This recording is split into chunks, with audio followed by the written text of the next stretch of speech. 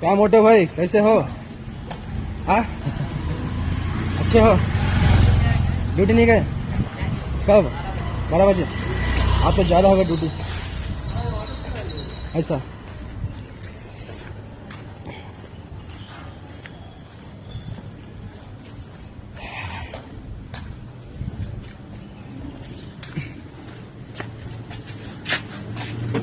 अस्सलामुअलैकुम वारिस भाई, ಏನು ಸಮಾಚಾರ? ಏನು ಫುಲ್ ಖುಷಿಯಾಗಿದೆ? ಏನು ಸಮಾಚಾರ? ಹಬ್ಬ ಅಂತಾನೆ ಹಂಗೆ. ಹೌದಾ?